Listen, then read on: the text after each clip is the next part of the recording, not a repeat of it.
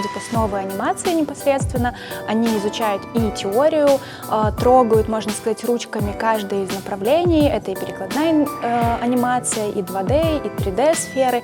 И самое главное, они на практике пробуют создавать свои ролики уже. В данном формате они работают в технике именно пластилиновой анимации и будут готовить небольшие видеоролики, которые представят в итоге смену на фестивале нашем. Меня больше всего увлекает лепка персонажей самих. Типа, они очень классно получаются. Воздушный пластилин нам дали. И, можно сказать, это необычный материал, потому что он засыхает.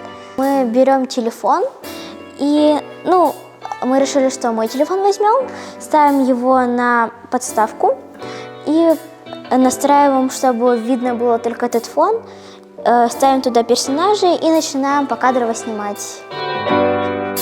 Вообще, мне давно уже нравится что-то вот создавать, делать что-то творческое.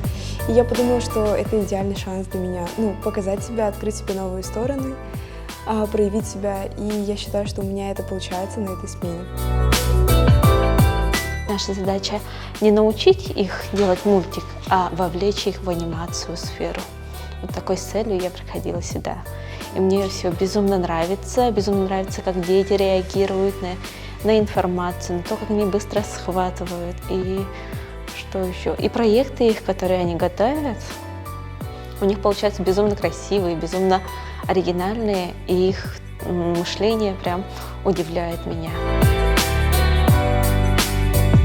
Мы здесь обучаем на данный момент 2D, 3D и стоп-моушен анимацию. У нас условия очень хорошие, мы здесь работаем.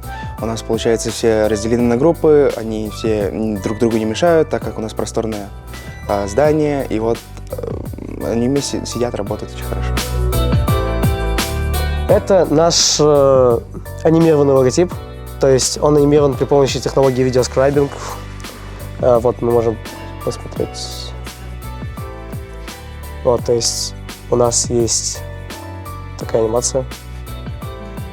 Я придумал концепцию 2 О на ложке. И вообще в целом название Spoon Movies — это моя идея была. В целом, вот опыт в анимации — это новый полезный опыт, новый навык, который поможет мне, возможно, в дальнейшем.